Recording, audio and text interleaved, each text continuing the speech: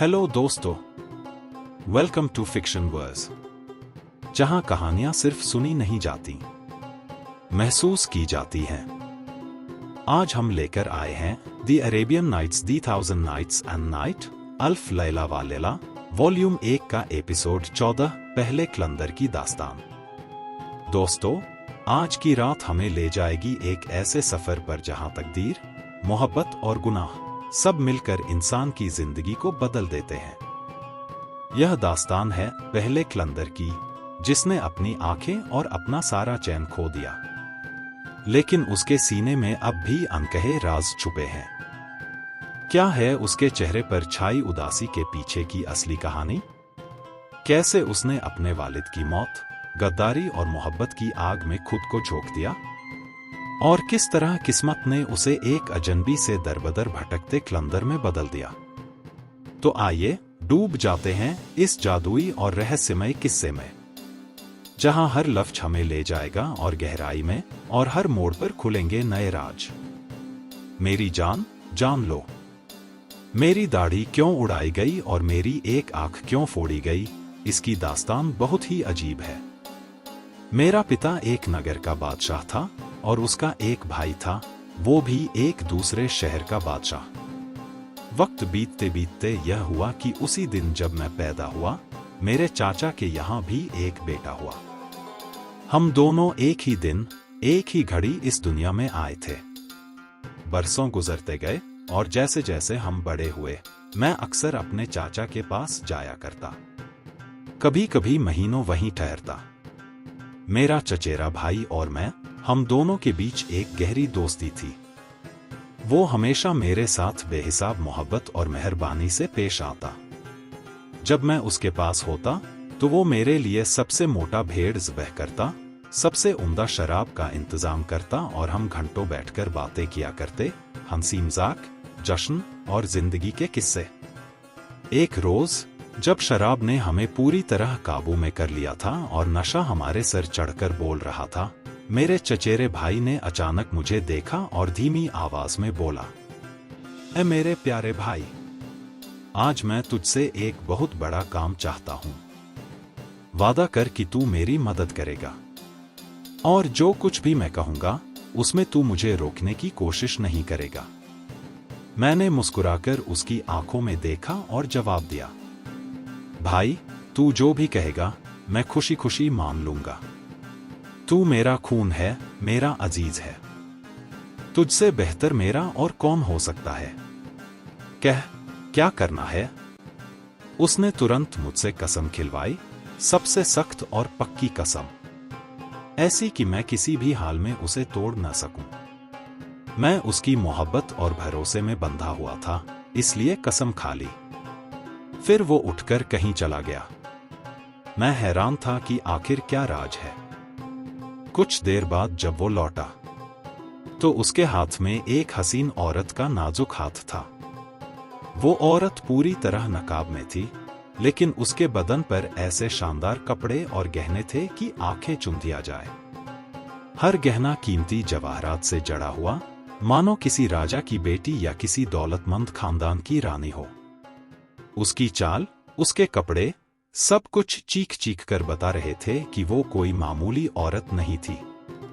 मेरा चचेरा भाई आगे आगे था और वो औरत चुपचाप उसके पीछे पीछे चल रही थी। उसने मेरी तरफ देखा और एक रहस्यमयी मुस्कान के साथ कहा, भाई, अब तू इस औरत को अपने साथ ले जा। हाँ, अभी इसी वक्त। और याद रख, इसे लेकर सीधे उस कब्रिस्तान में जाना जो मैंने तुझे बताया था। वही, हाँ, वही जगह जहां पुराने मकबरे हैं। वहां पहुंचकर इस औरत को लेकर एक खास कब्र के अंदर चले जाना और मेरे आने का इंतजार करना। उसके लफ्जों में एक अजीब सी बेचैनी थी। उसका चेहरा गंभीर था, मानो कोई ऐसा राज छिपा रहा हो जो जिंदगी बदल कर रख दे। मैंने उस औरत की तरफ देखा। वो अब भी नकाब में थी, खामोश, जैसे कोई मजबूरी उसके होंठ सिल चुकी हो। मेरा दिल अचानक तेज धड़कने लगा, लेकिन मैंने कसम खाई थी और मैं अपने भाई को मना नहीं कर सकता था।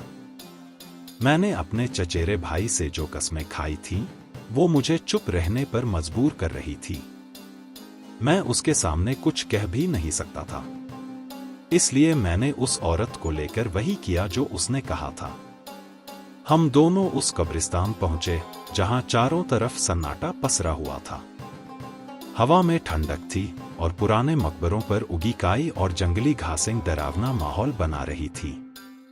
हम एक मकबरे के अंदर बैठे ही थे कि तभी मेरा चचेरा भाई भी आ पहुंचा।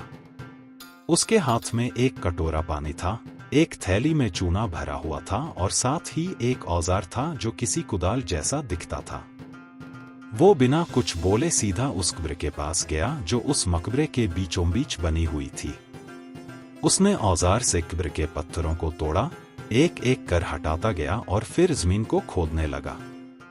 मैं अवाक उसे देख रहा था, ये सब क्या हो रहा है? अचानक उसकी कुदाल लोहे की किसी मजबूत चीज से टकराई। उसने मिट्टी हटाई तो वहां एक बड़ा सा लोहे का पट्टा नजर आया, बिल्कुल ऐसे जैसे किसी दरवाजे पर लगी चादर हो। उसने उसे उठाया तो नीचे से एक घुमावदार, गहरी और अंधेरी सीढ़ी दिखाई दी।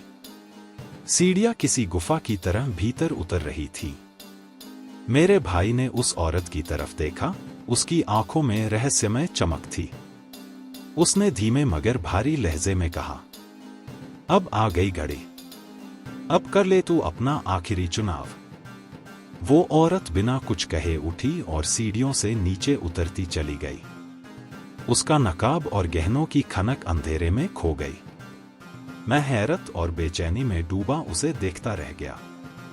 फिर मेरा चचेरा भाई मेरी ओर मुड़ा और बोला, भाई, अब तुझसे मेरी आखिरी गुजारिश है। जब मैं भी इन सीढ़ियों से नीचे उतर जाऊं, तब तू इस लोहे की चादर को वापस अपनी जगह रख देना। फिर इस थैले में जो चुना है, उसे इस कटोरे के पानी से गूंथकर पत्थरों के ऊपर लगाना और बाहर से ऐसे पलस्तर करना कि कोई देखकर न कह सके कि इस पुरानी कब्र को अभी अभी खोला गया है। समझ रहा है ना? पूरे 1 साल से मैं इस जगह पर मेहनत कर रहा हूं। न किसी इंसान को, न दुनिया को, बस अल्लाह को ही इसका इल्म है। आज तू ही मेरी मदद कर सकता है। अल्लाह तुझे कभी तन्हा न करे, तुझे तेरे दोस्तों से कभी जुदा न करे। मेरे प्यारे भाई, मेरे अजीज करीबी, बस यही आखिरी सहारा है। ये कहकर वो भी उन सीढ़ियों से नीचे उतर गया और फिर हमेशा के लिए मेरी आंखों से ओझल हो गया। मैं कुछ देर वहीं खड़ा रहा। फिर जैसे किसी नशे में मैंने उसकी हर बात मानी। लोहे का दरवाजा अपनी जगह रखा, मिट्टी को फिर से समतल किया, पत्थरों को जमाया और चूने का पलस्तर कर दिया। ऊपर से देखने पर कोई भी यह न कह सकता था कि वहां कभी कोई दरवाजा या रास्ता था। उस वक्त मेरा दिमाग शराब की गर्मी से धुंधला था। मैं समझ ही नहीं पा रहा था कि मैंने क्या किया है। थका हारा मैं अपने चाचा के महल वापस लौटा। वहां पता चला कि वो शिकार पर निकले हुए हैं, तो मैं बिना उनसे मिले ही सो गया। सुबह जब आंख खुली, पिछली रात के सारे मंजर मेरी आंखों के सामने घूमने लगे। वो औरत, वो सीढ़ियां, मेरे भाई का अजीब व्यवहार, सब कुछ याद आते ही मुझे गहरी पछतावा होने लगी। पर अफसोस, अब पछताने का कोई फायदा नहीं था। एक पल को तो मुझे लगा जैसे ये सब कोई ख्वाब था। शायद शराब के नशे ने मुझे ये सब दिखा दिया, पर दिल मान नहीं रहा था। मैंने नौकरों से अपने चचेरे भाई के बारे में पूछना शुरू किया, मगर किसी के पास उसका कोई सुराग नहीं था। वो जैसे हवा में गायब हो गया हो। बेचैनी में मैं उसी कब्रिस्तान गया। हर कब्र के चारों ओर घूम घूम कर देखता रहा, उस मकबरे की तलाश करता रहा जहां वो उतरा था। पर अजीब बात यह थी, वो कब्र कहीं दिखाई ही नहीं दे रही थी, जैसे जमीन ने उसे निगल लिया हो। दिन ढल गया, रात घिर आई। भूख प्यास सब गायब हो गई थी। मैं पूरे दिन भटकता रहा और अंत में थककर शहर लौट आया। उस रात मेरी आंखों में नींद नहीं थी। मेरा दिल सिर्फ उसी सोच में डूबा था मेरा भाई कहाँ गया? उस औरत का क्या हुआ? क्या वो जिंदा है या? मैंने करवटें बदलते बदलते पूरी रात गुजारी। सुबह होते ही फिर उसी कब्रिस्तान पहुंचा। हर कब्र पर हाथ रखता, हर दीवार पर नजर डालता, पर वो कब्र, वो रास्ता, कुछ भी नहीं मिला। बस मेरा पछतावा था और मेरा टूटा हुआ दिल जो मुझे खाए जा रहा था। मैं अपने अतीत का मातम करता रहा। 7 दिन तक मैं उसी गम में डूबा, उसी कब्रिस्तान में भटकता रहा। हर रोज नई उम्मीद के साथ उस जगह की तलाश करता, पर हर बार रास्ता खो जाता। मेरी बेचैनी अब जुनून बन चुकी थी। दिल और दिमाग ऐसे सवालों से घिर गए थे जिनका कोई जवाब नहीं था। कभी लगता मैं पागल हो जाऊंगा। आखिर मैंने सोचा, इस गम से छुटकारा पाने का एक ही रास्ता है, मैं सफर करूं और अपने वतन, अपने पिता के पास लौट जाऊं। तो मैं चल पड़ा। सफर लंबा था, लेकिन दिल में यही तसल्ली थी कि अब्बा जान को देखूंगा, अपने घर की छाव में सुकून पाऊंगा। मगर किस्मत ने तो जैसे मेरी तकदीर ही पलट रखी थी। जैसे ही मैं अपने पिता की राजधानी में दाखिल हुआ, अचानक एक झुंड मेरे ऊपर टूट पड़ा।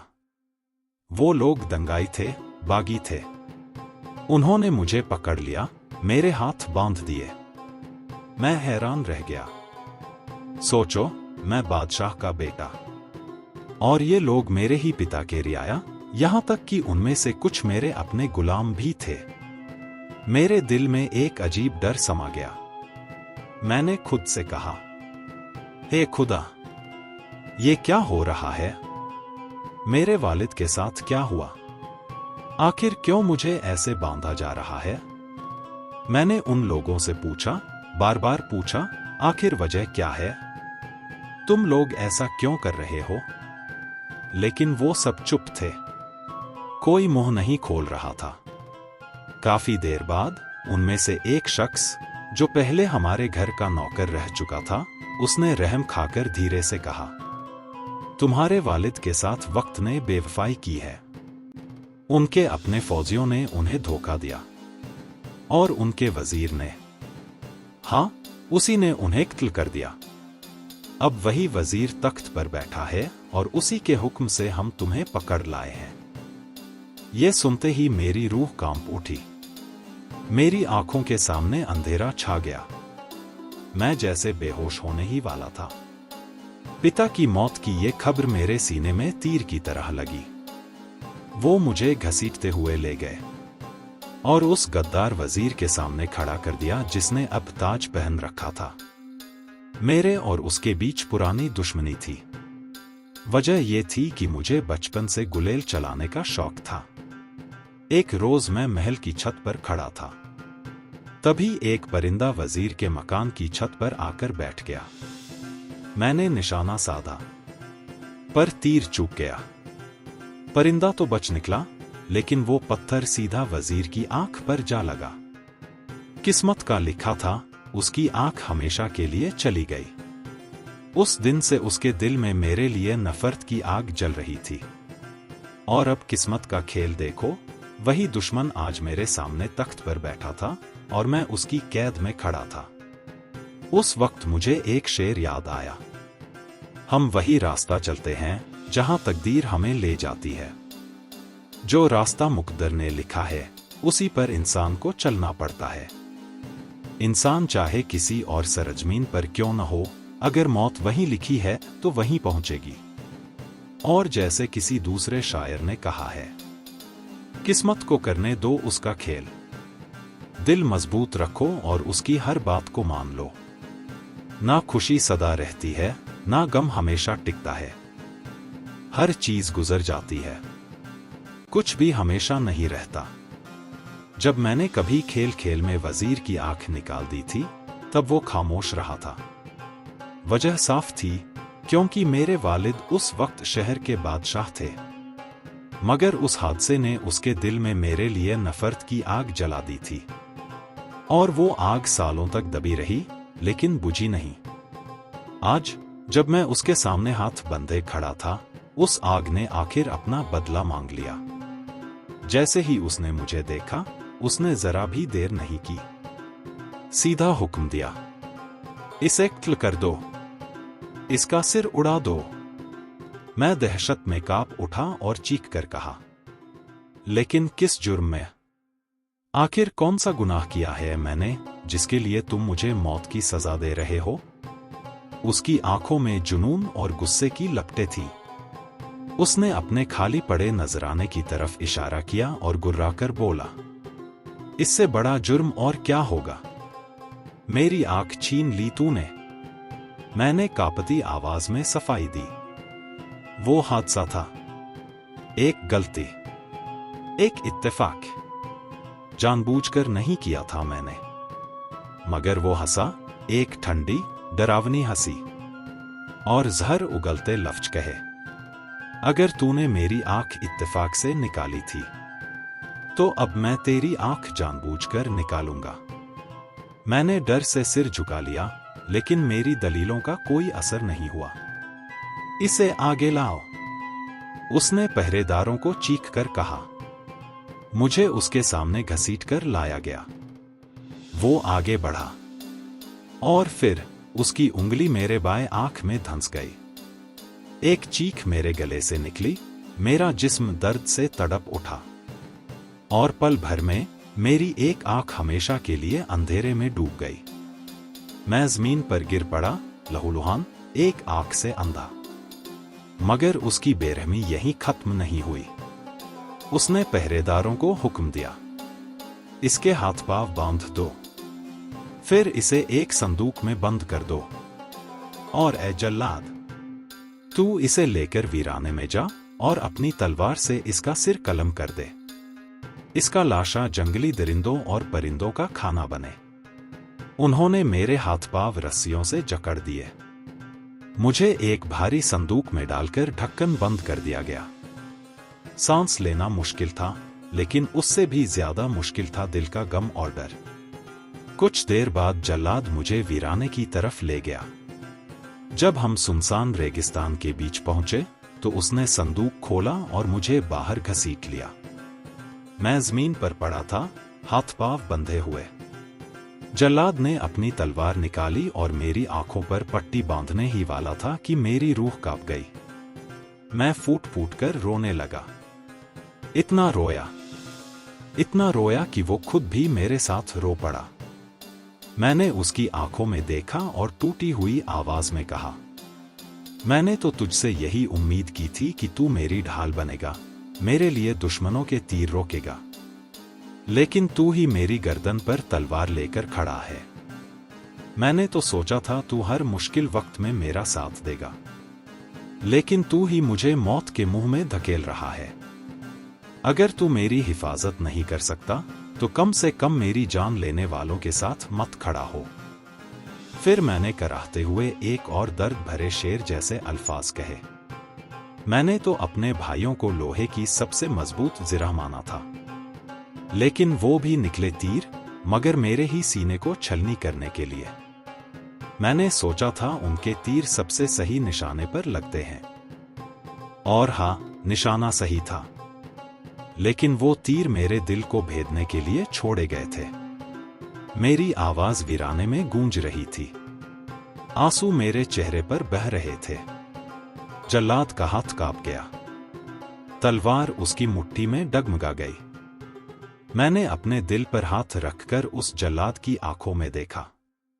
वह वही आदमी था जो कभी मेरे पिता का तलवारबाज हुआ करता था, और मुझ पर उसका एक एहसान भी था।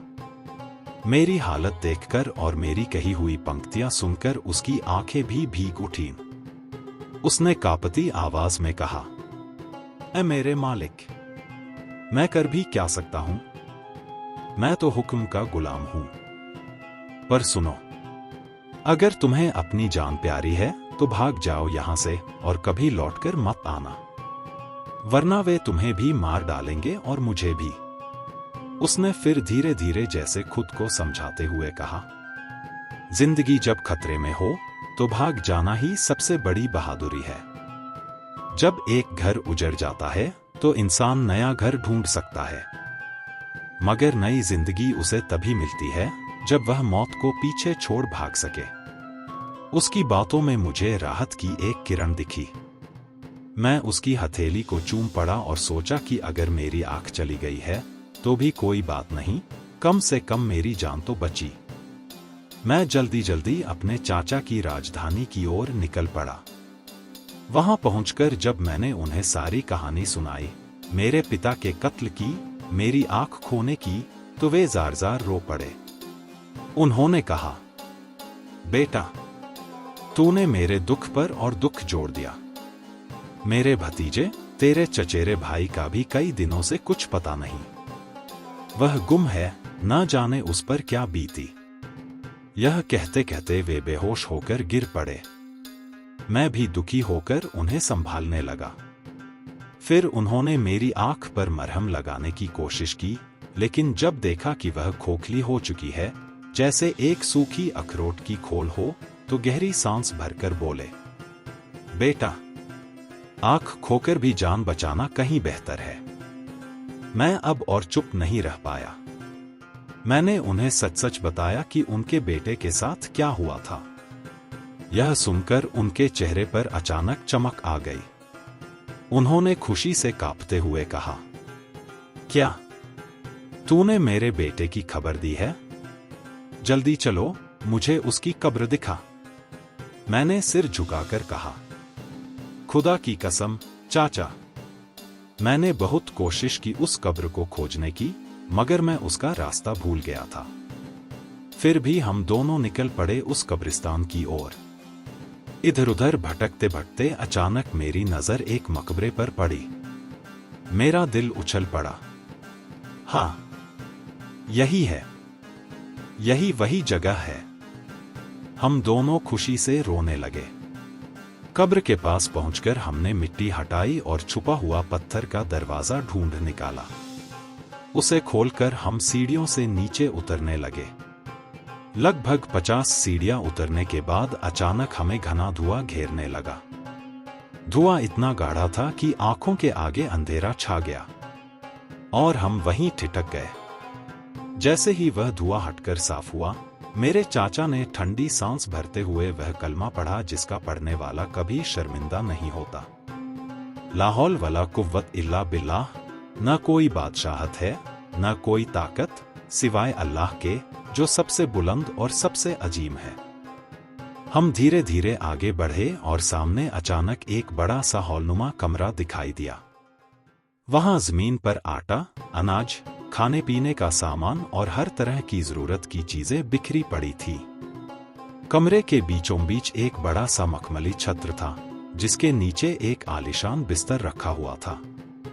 मेरे चाचा भारी कदमों से आगे बढ़े और बिस्तर की तरफ देखा, और जैसे ही नजर पड़ी, उनका कलेजा छलनी हो गया। उस पलंग पर उनका बेटा, मेरा चचेरा भाई, अपनी बाहों में उसी औरत को लिए पड़ा था जो उसके साथ इस कब्र में उतरी थी। लेकिन दोनों की हालत ऐसी थी कि दिल दहल जाए। उनकी देह काली पड़ी थी, मानो किसी आग के गड्ढे में झुलस कर लकड़ी के कोयले बन गए हों। यह मंजर देखकर मेरे चाचा का गुस्सा फूट पड़ा। उन्होंने अपने बेटे के चेहरे पर थूक दिया और दांत पीसते हुए कहा, मिल गई तुझे तेरी सजा, ओ सुअर के बच्चे। ये तो बस दुनिया की सजा है। असली और कड़ी सजा तो अब क़यामत के दिन तेरा इंतजार कर रही है। मैं हैरान रह गया। मेरा दिल अपने भाई और उस औरत के लिए तड़प रहा था। मैं बोला, खुदा की कसम चाचा, जरा सब्र करो। क्या आपको नहीं दिख रहा कि इस मुसीबत ने मेरे दिल को किस तरह तोड़ डाला है? मैं भी इस हादसे से तड़प रहा हूं कि आपके बेटे और उस औरत का क्या हाल हुआ। उनकी यह जली कुचली लाशें देखकर मेरी रूह कांप उठी है। और ऊपर से आप अपने ही बेटे को चप्पल मार रहे हैं। क्या इतना दुख कम था जो अब आप यह कर रहे हैं? मगर मेरे चाचा की आंखों में आंसू नहीं थे, बस गुस्से और नफरत की ज्वाला थी। उन्होंने भारी आवाज में कहा, ओ मेरे भाई के बेटे, तू नहीं जानता, ये लड़का बचपन से ही अपनी ही बहन के प्यार में पागल था।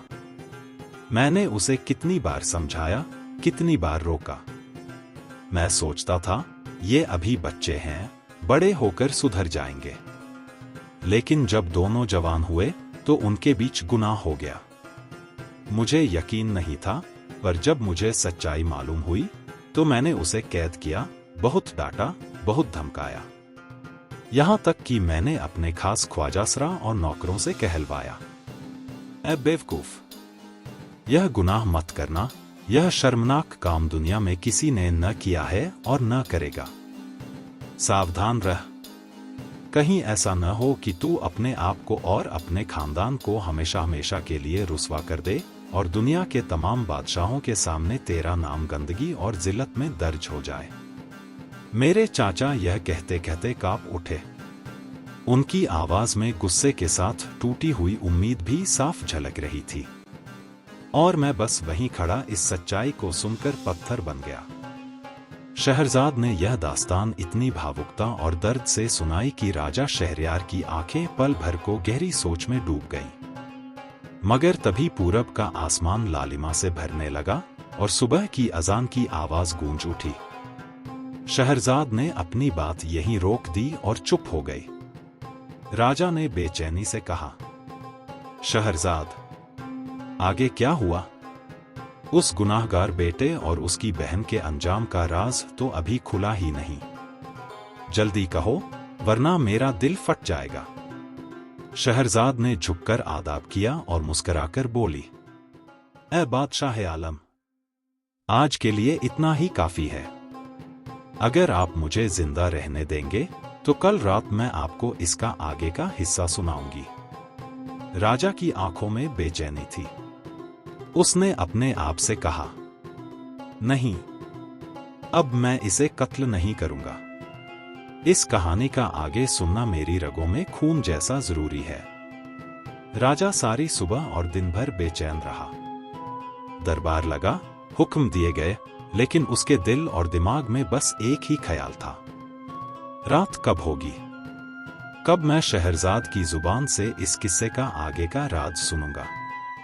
और फिर 12वीं रात आई और कहानी आगे बढ़ी।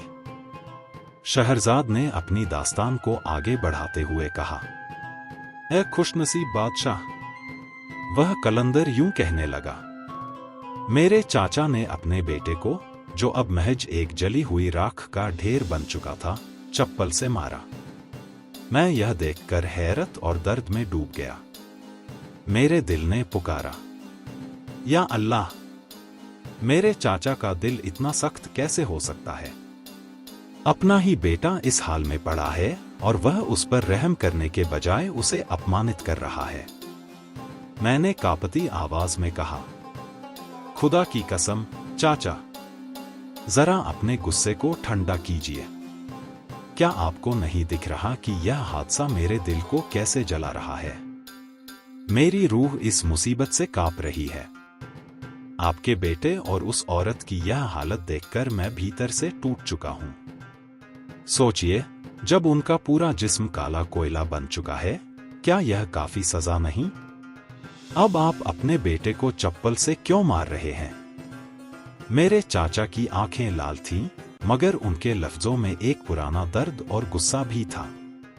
उन्होंने भारी आवाज में कहा, ओ मेरे भाई के बेटे, तू नहीं जानता, ये लड़का बचपन से ही अपनी ही बहन के इश्क में अंधा था। मैंने उसे कितनी बार रोका, कितनी बार समझाया। मैं अपने दिल को समझाता रहा, ये दोनों बच्चे हैं, बड़े होंगे तो समझ जाएंगे। लेकिन अफसोस, जब वे जवान हुए तो उनके बीच गुनाह का धब्बा लग गया। पहले मुझे यकीन नहीं हुआ। मैंने उसे कैद किया, डांटा, उसे डराया, धमकाया। मैंने हर तरह से कोशिश की कि वह इस रास्ते से हट जाए। यहां तक कि मैंने अपने खास ख्वाजासरों और नौकरों से कहलवाया, ओ बेवकूफ लड़के, इस गंदे गुनाह से दूर रह। यह काम न तेरे से पहले किसी ने किया है और न तेरे बाद कोई करेगा। बच जा इससे। कहीं ऐसा न हो कि तू अपने खानदान को और अपने नाम को हमेशा हमेशा के लिए रुस्वा कर दे। दुनिया के बादशाहों के सामने तेरी पहचान गंदगी और जिल्लत में दर्ज हो जाए और तेरा नाम बदनामी के साथ क़यामत तक लिया जाए। यह कहते कहते मेरे चाचा की आवाज भर्रा गई।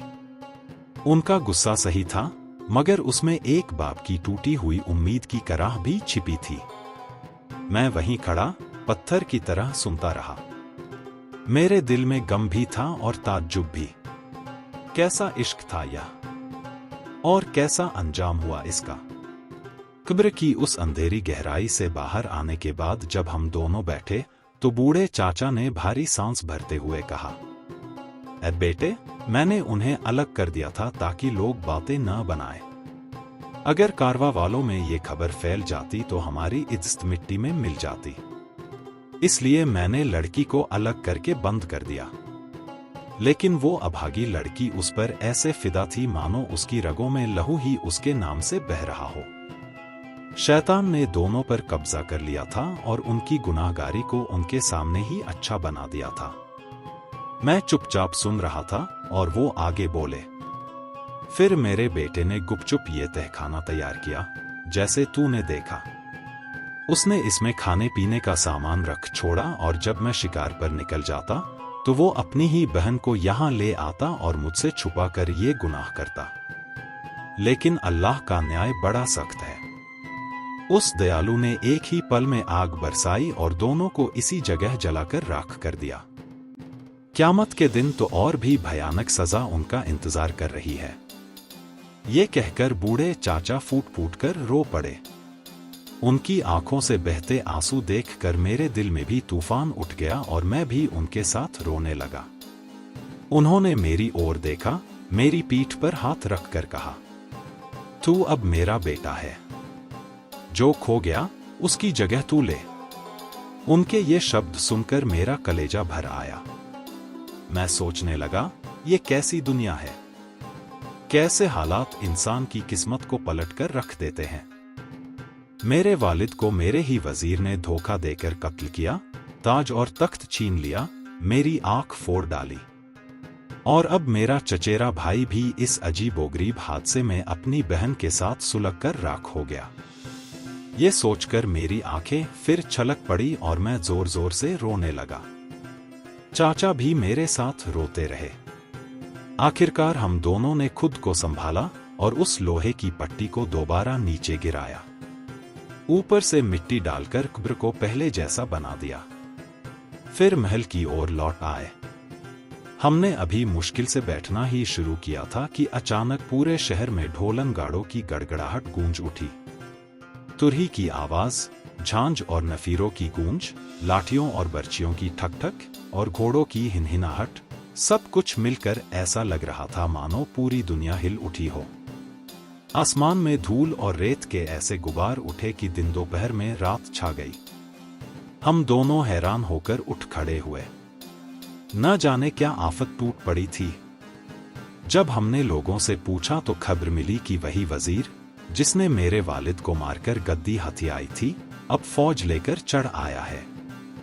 उसने अपने सिपाहियों को इकट्ठा किया, जंगली अरब कबीलों को भी अपने साथ मिला लिया और अब वो इस तरह लश्कर लेकर उतरा है कि उनकी गिनती करना नामुमकिन है। उनकी फौज समुंदर की रेत की तरह बेहिसाब थी और उनके सामने खड़ा होना नामुमकिन। शहर पर अचानक हमला हो गया। लोग तैयार भी न थे और दुश्मनों की फौज तूफान की तरह टूट पड़ी। बेचारों के पास न ताकत थी न ही हथियार की मुकाबला कर सके। मजबूरन उन्होंने शहर दुश्मन के हवाले कर दिया। मेरे चाचा को वहीं कत्ल कर दिया गया। मैं अपनी जान बचाने के लिए उपनगर की ओर भागा।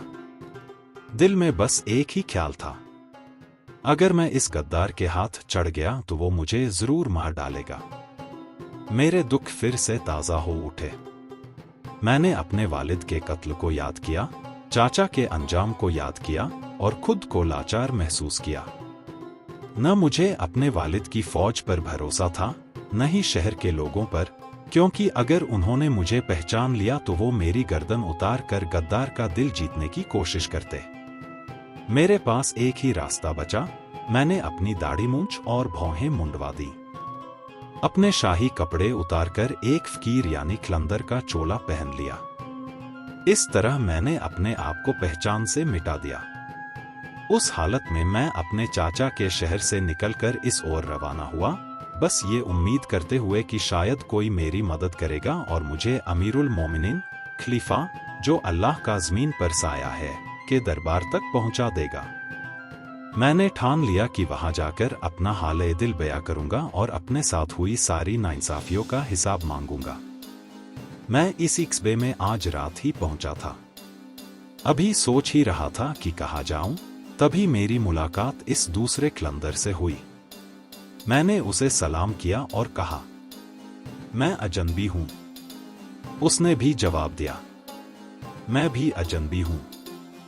फिर हम दोनों कुछ देर बातें करते रहे कि अचानक तीसरा कलंदर भी आ पहुंचा। उसने भी हमें सलाम किया और कहा, मैं अजनबी हूं। हम तीनों ने एक दूसरे की ओर देखा और कहा, हम भी अजनबी हैं। फिर हम तीनों साथ साथ शहर की गलियों में चलते रहे। रात गहराती गई और तकदीर हमें यहां तुम्हारे दरवाजे तक ले आई। तो यही है मेरी दाढ़ी मूंछ और भौहें मुंडाने की वजह और मेरी दाहिनी आंख खोने का हाल। कहानी सुनकर सब हैरान रह गए। खलीफा ने वजीर जाफर की ओर देखकर कहा, खुदा की कसम, मैंने ऐसा किस्सा न कभी देखा है न सुना है जैसा इस कलंदर के साथ हुआ। मकान की मालकिन ने कहा, अब बस अपना सर मल और अपनी राह पकड़। लेकिन कलंदर ने हट करके जवाब दिया, नहीं, मैं तब तक नहीं जाऊंगा जब तक बाकी दोनों की दास्तानें भी न सुन लूं। इतना सुनते ही दूसरा कलंदर आगे बढ़ा। उसने जमीन चूमी और अपनी कहानी बयां करना शुरू की। दोस्तों, आपने सुनी पहले कलंदर की दर्दनाक और हैरान कर देने वाली दास्तान, जिसमें तख्त, ताज, गद्दारी, मोहब्बत और तबाही सब कुछ शामिल था। लेकिन ये तो बस शुरुआत है। अब दूसरे कलंदर की बारी है, जिसकी कहानी और भी रहस्यमय और रोमांच से भरी हुई है। क्या आप जानना चाहते हैं कि दूसरे कलंदर के साथ किस किस्मत का खेल खेला गया? तो इंतजार कीजिए अगले एपिसोड का, जहां आप सुनेंगे उसकी दिल दहला देने वाली दास्तान। अगर आपको ये कहानी पसंद आई हो तो वीडियो को लाइक कीजिए, चैनल को सब्सक्राइब कीजिए और बेल आइकन जरूर दबाइए ताकि अगले एपिसोड का नोटिफिकेशन सबसे पहले आप तक पहुंचे। तो मिलते हैं अगले भाग में अरेबियन नाइट्स की अगली रहस्यमयी रात के साथ।